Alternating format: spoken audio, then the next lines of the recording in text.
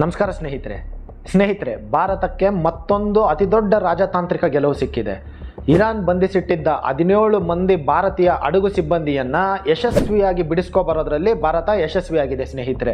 ಹಾಗಾದರೆ ಇವರೆಲ್ಲ ಇರಾನ್ ಬಳಿ ಸಿಗಾಕೊಂಡಿದ್ದಾದರೂ ಯಾಕೆ, ಇರಾನ್ ಇವ್ರನ್ನ ಬಂಧಿಸಿಟ್ಟಿದ್ದಾದರೂ ಯಾಕೆ ನೋಡೋಣ. ಆದರೆ ಅದಕ್ಕೂ ಮೊದಲು ಇವ್ರ ಮೈ ಮೇಲೆ ಒಂದೇ ಒಂದು ಗೆರೆ ಕೂಡ ಬೀಳ್ದಂಗೆ ಇರಾನಿಂದ ಭಾರತಕ್ಕೆ ಕರ್ಕೊಂಬರೋದ್ರಲ್ಲಿ ಯಶಸ್ವಿಯಾಗಿರುವ ನಮ್ಮ ಒಂದು ಎಕ್ಸ್ಟರ್ನಲ್ ಅಫೇರ್ಸ್ ಮಿನಿಸ್ಟ್ರಿ ಅಂದರೆ ವಿದೇಶಾಂಗ ಮಂತ್ರಾಲಯ ಆಗಿರ್ಬೋದು ಅಥವಾ ನಮ್ಮ ವಿದೇಶಾಂಗ ಮಂತ್ರಿಗಳಾಗಿರುವ ಎಸ್ ಜೈಶಂಕರ್ ಅವರಿಗೆ ಒಂದು ಅಭಿನಂದನೆಗಳನ್ನು ಸಲ್ಲಿಸಲೇಬೇಕು ಸ್ನೇಹಿತರೆ. ಕಳೆದ ತಿಂಗಳು ಅಂದರೆ ಏಪ್ರಿಲ್ 13ನೇ ತಾರೀಕು ಇಟಲಿಯ ಗೋರ್ಟಲ್ ಶಿಪ್ಪಿಂಗ್ ಕಂಪನಿಗೆ ಸೇರಿದ್ದಂತಹ MSC ಐರಿಸ್ ಅನ್ನುವ ಒಂದು ಹಡಗು ಇರಾನಿನ ಜಲಗಡಿಯಲ್ಲಿರುವ ಸ್ಟ್ರೈಟ್ ಆಫ್ ಹಾರ್ಮುಜ್ನಲ್ಲಿ ಸಂಚರಿಸ್ತಾ ಇರುತ್ತೆ. ಈ ಒಂದು ಹಡಗಿನಲ್ಲಿ ಭಾರತೀಯರು ಸೇರಿದಂತೆ ಒಟ್ಟು 25 ಜನ ಒಂದು ಸಿಬ್ಬಂದಿ ಸಂಚರಿಸ್ತಾ ಇರ್ತಾರೆ ಅಥವಾ ಕಾರ್ಯನಿರ್ವಹಿಸ್ತಾ ಇರ್ತಾರೆ. ಅದರಲ್ಲಿ ಪಾಕಿಸ್ತಾನಿಗಳು ಇದ್ರು, ರಷ್ಯನ್ಸು ಇದ್ರು, ಫಿಲಿಪೈನ್ಸ್ ಅವರು ಕೂಡ ಇದ್ರು. ಒಟ್ಟು 25 ಜನ ಸಿಬ್ಬಂದಿ ಅದರಲ್ಲಿ ಕಾರ್ಯನಿರ್ವಹಿಸ್ತಾ ಇರ್ತಾರೆ. ಸೊ ಅದೇನಾಗುತ್ತೋ ಏನೋ ಗೊತ್ತಿಲ್ಲ, ಇದ್ದಕ್ಕಿದ್ದಾಗೆ ಆ ಒಂದು ಹಡಗಿನ ರೆಡಾರು ಸಡನ್ನಾಗಿ ಆಫ್ ಆಗೋಗುತ್ತೆ. ಸೊ ಈ ಒಂದು ಇನ್ಫಾರ್ಮೇಷನ್ನು ಇಮಿಡಿಯೇಟ್ ಆಗಿ ಇರಾನಿನ ನೌಕಾನೆಲೆಗೆ ಹೋಗಿ ತಲುಪುತ್ತೆ ಸ್ನೇಹಿತರೆ. ಸೊ ಇರಾನಿ ಸೈನಿಕರು ಏನು ಮಾಡ್ತಾರೆ, 3-4 ಹೆಲಿಕಾಪ್ಟರ್ಗಳ ಮುಖಾಂತರ ಆ ಹಡಗು ಇದ್ದಂಥ ಜಾಗಕ್ಕೆ ಬಂದು ಆ ಹಡಗನ್ನು ತಮ್ಮ ವಶಕ್ಕೆ ಪಡ್ಕೊತಾರೆ ಸ್ನೇಹಿತರೆ. ಯಾವುದೇ ಒಂದು ದೇಶದ ಕಮರ್ಷಿಯಲ್ ಶಿಪ್ ಅಂತೇಳಿ ಅಂದರೆ ವ್ಯಾಪಾರಿ ಹಡಗು ಯಾವುದೇ ಬೇರೆ ಒಂದು ದೇಶದ ಜಲಗಡಿಯಲ್ಲಿ ಸಂಚರಿಸ್ತಿರ್ಬೇಕಾದಾಗ ಆ ಒಂದು ಹಡಗನ್ನು ಆ ಒಂದು ದೇಶದವರು ಕಂಟಿನ್ಯೂಸ್ ಆಗಿ ಟ್ರ್ಯಾಕ್ ಮಾಡ್ತಾ ಇರ್ತಾರೆ ಸ್ನೇಹಿತರೆ. ಈಗ ಉದಾಹರಣೆಗೆ ಹೇಳ್ಬೇಕಂತ ಹೇಳಿದ್ರೆ ಚೈನಾದ ಹಡಗು ನಮ್ಮ ಭಾರತದ ಜಲಗಡಿಯಲ್ಲಿ ಸಂಚರಿಸ್ತಿರ್ಬೇಕಾದಾಗ ನಮ್ಮ ನೌಕಾನೆಲೆ ಅಥವಾ ನಮ್ಮ ನೌಕಾನೆಲೆಯಲ್ಲಿ ಕೂತ್ಕೊಂಡು ಆ ಹಡಗನ್ನು ನಾವು ಟ್ರ್ಯಾಕ್ ಮಾಡ್ತಾ ಇರ್ತೀವಿ. ಅದೇ ಥರನೇ ನಮ್ಮ ಹಡಗು ಬೇರೆ ಇನ್ಯಾವುದೋ ಒಂದು ಅಂದರೆ ನಮ್ಮ ವ್ಯಾಪಾರಿ ಹಡಗು ಬೇರೆ ಇನ್ಯಾವುದೋ ಒಂದು ದೇಶದ ಜಲಗಡಿಯಲ್ಲಿ ಸಂಚರಿಸ್ತಿರ್ಬೇಕಾದಾಗ ಅವರು ಕೂಡ ನಮ್ಮ ಹಡಗನ್ನು ಅದೇ ರೀತಿಯಾಗಿ ಟ್ರ್ಯಾಕ್ ಮಾಡ್ತಾ ಇರ್ತಾರೆ.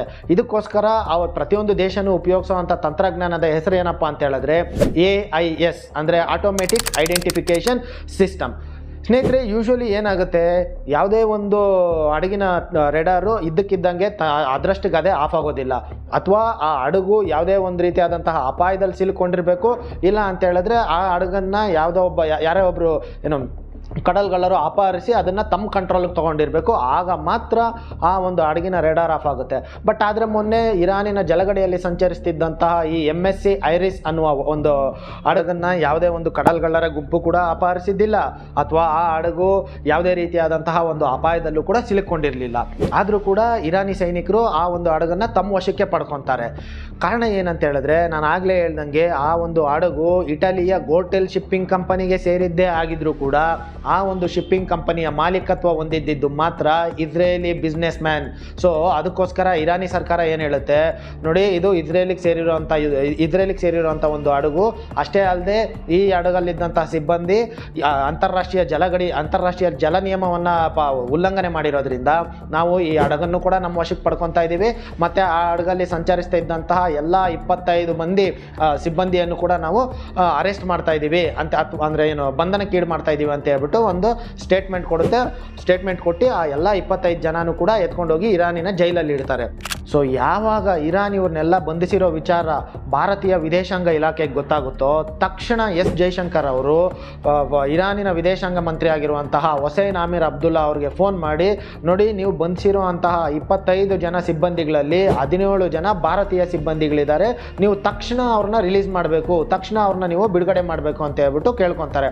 ಬಟ್ ಇರಾನಿನ ವಿದೇಶಾಂಗ ಮಂತ್ರಿ ಆಗಿರುವಂತಹ ಹುಸೈನ್ ಅಮೀರ್ ಅಬ್ದುಲ್ಲಾ ಅವರು ಹೇಳ್ತಾರೆ, ಇಲ್ಲ ನಾವು ಆ ರೀತಿ ಎಲ್ಲ ಬಿಡುಗಡೆ ಮಾಡೋದಕ್ಕಾಗೋದಿಲ್ಲ, ನಾವು ಕೂಡ ಎನ್ಕ್ವೈರಿ ಮಾಡ್ತೀವಿ, ನಾವು ಕೂಡ ವಿಚಾರಣೆ ನಡೆಸ್ತೀವಿ, ಏನು ತಪ್ಪು ನಡೆದಿದೆ, ಏನಾಗಿದೆ, ಏನಾಗಿಲ್ಲ ಅಂತ ಹೇಳ್ಬಿಟ್ಟು ವಿಚಾರಣೆ ನಡೆದಿದ ಮೇಲೆ ನಾವು ಅವ್ರನ್ನ ರಿಲೀಸ್ ಮಾಡೋದ ಬಿಡೋದ ನಾವು ನಿಮಗೆ ತಿಳಿಸ್ತೀವಿ ಅಂತ ಹೇಳ್ಬಿಟ್ಟು ಹೇಳ್ತಾರೆ.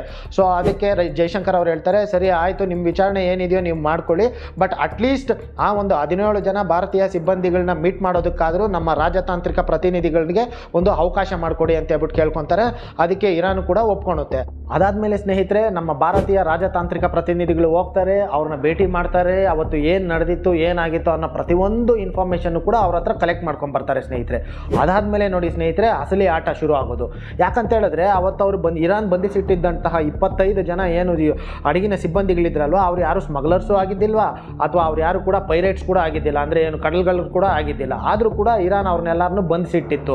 ಸೊ ಭಾರತ ಆದಷ್ಟು ರಾಜತಾಂತ್ರಿಕ ಒತ್ತಡವನ್ನು ಏರೋದಕ್ಕೆ ಶುರು ಮಾಡುತ್ತೆ ಇರಾನ್ ಮೇಲೆ. ಇರಾನ್ಗೂ ಕೂಡ ಗೊತ್ತಿತ್ತು ಅದರಲ್ಲಿದ್ದಂಥವ್ರದ್ದು ಯಾವುದೇ ರೀತಿಯಾದಂತಹ ಏನು ಕೂಡ ತಪ್ಪಿದ್ದಿಲ್ಲ, ಅದು ಕೇವಲ ಒಂದು ಟೆಕ್ನಾಲಜಿಕಲ್ ಎರರ್ ಅನ್ನೋದು ಇರಾನ್ಗೂ ಕೂಡ ಗೊತ್ತಿತ್ತು.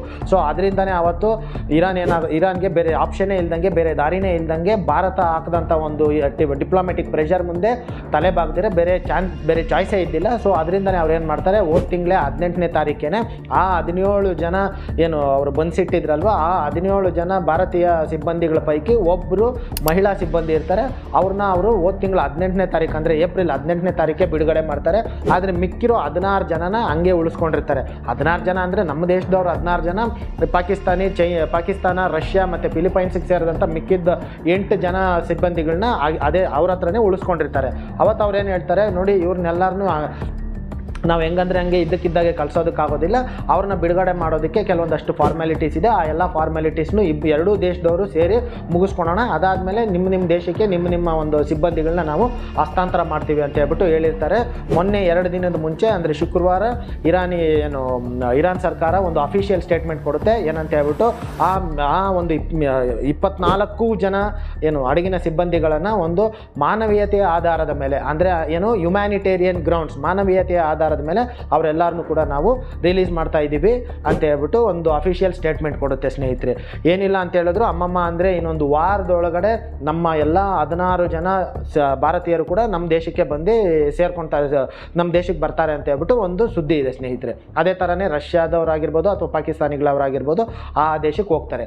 ಇಲ್ಲಿ ಇಂಟ್ರೆಸ್ಟಿಂಗ್ ಫ್ಯಾಕ್ಟ್ ಏನಂತ ಹೇಳಿದ್ರೆ, ಇವ್ರನ್ನ ಬಿಡಿಸ್ಕೊಂಬರೋದಕ್ಕೆ ನಮ್ಮ ಭಾರತ ಎಷ್ಟು ಶ್ರಮ ಹಾಕಿದೆ, ಎಷ್ಟು ಇಂಟ್ರೆಸ್ಟ್ ತೋರಿಸಿದೆ, ಅಷ್ಟು ಅದರಲ್ಲಿ ಒಂದು 10% ಅಷ್ಟು ಕೂಡ ಪಾಕಿಸ್ತಾನ ಆಗಿರ್ಬೋದು ಅಥವಾ ರಷ್ಯಾ ಆಗಿರ್ಬೋದು ಅಥವಾ ಫಿಲಿಪೈನ್ಸ್ ಆಗಿರ್ಬೋದು ಯಾವುದೇ ರೀತಿಯಾದಂತಹ ಒಂದು ಕಾಳಜಿನೇ ತೋರಿಸಿಲ್ಲ ಸ್ನೇಹಿತರೆ. ಪಾಕಿಸ್ತಾನ ನಮಗೆ ಗೊತ್ತು, ಅವ್ರ ದೇಶದಲ್ಲಿರೋರ ಬಗ್ಗೆನೇ ಅವ್ರು ತಲೆ ಕೆಡ್ಸ್ಕೊಳೋದಿಲ್ಲ. ಇನ್ನು ಎಲ್ಲೋ ಹೋಗಿ ಎಲ್ಲೋ ಅರೆಸ್ಟ್ ಆಗಿರೋರ ಬಗ್ಗೆ ತಲೆ ಕೆಡ್ಸ್ಕೊಂಡಿಲ್ಲ. ಸೊ ಇವತ್ತು ನಮ್ಮ ಭಾರತೀಯ ವಿದೇಶಾಂಗ ಇಲಾಖೆ ಏನು ಒಂದು ಎಫರ್ಟ್ ಆಗ್ತಲ್ವ, ಅದರಿಂದನೇ ಇವತ್ತು ಎಲ್ಲ 24 ಜನ ಸಿಬ್ಬಂದಿಗಳು ಕೂಡ ಇರಾನಿನ ಜೈಲುಗಳಿಂದ ಇವತ್ತು ಆಚೆ ಬರ್ತಾ ಇದ್ದಾರೆ ಸ್ನೇಹಿತರೆ. ಯಾವುದೇ ಒಂದು ದೇಶದಲ್ಲಿ ಬಂದಿಯಾಗಿರುವ ಇನ್ನೊಬ್ಬ ದೇಶದ ಪ್ರಜೆನ ಅಷ್ಟು ಸುಲಭವಾಗಿ ನಾವು ಅಲ್ಲಿಂದ ಬಿಡಿಸ್ಕೊಂಬರೋದಕ್ಕಾಗೋದಿಲ್ಲ ಸ್ನೇಹಿತರೆ. ನಮ್ಮ ಈ ಫಿಲಮ್ಗಳಲ್ಲಿ ಏನು ತೋರಿಸ್ತಾರಲ್ವ, ಜೈಲಲ್ಲಿ ಹೋಗಿ ಅರೆಸ್ಟ್ ಆಗಿರೋಂಥ ಒಬ್ಬ ಕ್ರಿಮಿನಲ್ಗೆ ಬೇಲ್ ಕೊಟ್ಬಿಟ್ಟು ಅವನ್ನ ದೊಡ್ಡದಾಗಿ ರಾಜಾರೋಷವಾಗಿ ಹೂನಾರ ಹಾಕೊಂಡು ಕರ್ಕೊಬರ್ತಾರಲ್ವ, ಮೆರವಣಿಗೆ ಮಾಡಿಕೊಂಡು, ಆ ಥರ ಎಲ್ಲ ಕರ್ಕೊಬರೋದಕ್ಕಾಗೋದಿಲ್ಲ. ಅದಕ್ಕೆ ಕೆಲವೊಂದಷ್ಟು ಫಾರ್ಮ್ಯಾಲಿಟೀಸ್ ಇರ್ತವೆ, ಅವೆಲ್ಲ ಮುಗಿಯೋದಕ್ಕೆ ಹತ್ರ 1 ತಿಂಗಳು ಟೈಮ್ ಹಿಡಿಯುತ್ತೆ. ಸೊ ಅದರಿಂದನೇ ಇವಾಗ ಒಂದು 15-20 ದಿನ ಟೈಮ್ ಹಿಡಿದಿರೋದು ಸ್ನೇಹಿತರೆ. ಇನ್ನೊಂದು ವಾರದಲ್ಲಿ ಎಲ್ಲರೂ ಕೂಡ ನಮ್ಮ ದೇಶಕ್ಕೆ ಬಂದು ಸೇರ್ಕೊತಾರೆ ಅನ್ನೋ ಒಂದು ಸುದ್ದಿ ಇದೆ ಸ್ನೇಹಿತರೆ. ಹೌದು, ಅರೆಸ್ಟ್ ಆಗಿದ್ರು, ಅವ್ರನ್ನ ಬಿಡಿಸ್ಕೊಬಂದ್ವಿ, ಎಲ್ಲ ಸರಿ, ಓಕೆ. ಆದರೆ ನಾವು ಇನ್ನೊಂದು ವಿಚಾರ ಯೋಚನೆ ಮಾಡಬೇಕಾಗಿರೋದು ಏನಂತ ಹೇಳಿದ್ರೆ ಸ್ನೇಹಿತರೆ, ಇವತ್ತು ಭಾರತದ ರಾಜತಾಂತ್ರಿಕ ಶಕ್ತಿ ಎಷ್ಟು ದೊಡ್ಡದಾಗಿ ಬೆಳೀತಾ ಇದೆ ಅಂತ ಹೇಳೋದು ಸ್ನೇಹಿತರೆ. ಈ ಮಿಡಲ್ ಈಸ್ಟ್ ಕಂಟ್ರೀಸ್ ಅಂತ ನಾವೇನು ಹೇಳ್ತೀವಲ್ವ, ಮಧ್ಯಪ್ರಾಚ್ಯ ದೇಶಗಳು, ಸೌದಿ ಅರೇಬಿಯಾ ಆಗಿರ್ಬೋದು, ಇರಾನ್, ಇರಾಕ್ ಆಗಿರ್ಬೋದು, ಈ ಒಂದು ದೇಶಗಳಲ್ಲಿ ಹೋಗಿ ಯಾವುದೇ ಒಬ್ಬ ಬೇರೆ ದೇಶದ ನಾಗರಿಕನೋ ಪ್ರಜೆ ಹೋಗಿ ತಗಲಾಕೊಂಡ ಅಂತ ಹೇಳಿದ್ರೆ ಅವನ್ನ ಅಲ್ಲಿಂದ ಬಿಡಿಸ್ಕೊಂಬರೋದು ಅಷ್ಟು ಸುಲಭ ಅಲ್ಲ ಸ್ನೇಹಿತರೆ. ಅದಕ್ಕೋಸ್ಕರ ತುಂಬಾ ಎಫರ್ಟ್ ಹಾಕಬೇಕಾಗುತ್ತೆ, ತುಂಬಾ ಶ್ರಮ ಪಡಬೇಕಾಗುತ್ತೆ. ಅಂಥದ್ರಲ್ಲಿ ಒಂದೇ ಒಂದು ತಿಂಗಳು ಕೂಡ ಕಳೆದಿಲ್ಲ, ಅಷ್ಟರೊಳಗಡೆ ಎಲ್ಲ 17 ಜನ ಭಾರತೀಯ ಸಿಬ್ಬಂದಿಗಳನ್ನ ನಾವು ಕರ್ಕೊಬರ್ತಾ ಇದ್ದೀವಿ ಅಂತ ಹೇಳಿದ್ರೆ ನಮ್ಮ ವಿದೇಶಾಂಗ ಇಲಾಖೆ ಎಷ್ಟು ಫಾಸ್ಟಾಗಿ, ಎಷ್ಟು ಸ್ಪೀಡಾಗಿ ಕೆಲಸ ಮಾಡ್ತಾ ಇದೆ, ಎಷ್ಟು ಚುರುಕಾಗಿ ಕೆಲಸ ಮಾಡ್ತಾ ಇದೆ ಮತ್ತು ಎಷ್ಟು ಪವರ್ಫುಲ್ ಆಗಿದೆ ಅನ್ನೋದನ್ನು ನಾವು ಅರ್ಥ ಮಾಡ್ಕೋಬೇಕು ಸ್ನೇಹಿತರೆ. ಇದು ಸ್ನೇಹಿತರೆ ಈ ಸಂಚಿಕೆಯ ವಿಶೇಷ. ಮತ್ತೊಂದು ಸಂಚಿಕೆಯಲ್ಲಿ ಮತ್ತೊಂದು ವಿಶೇಷತೆಯೊಂದಿಗೆ ನಿಮ್ಮನ್ನು ಭೇಟಿ ಆಗ್ತೀನಿ. ಅಲ್ಲಿವರೆಗೂ ಜೈ ಹಿಂದ್, ಜೈ ಕರ್ನಾಟಕ.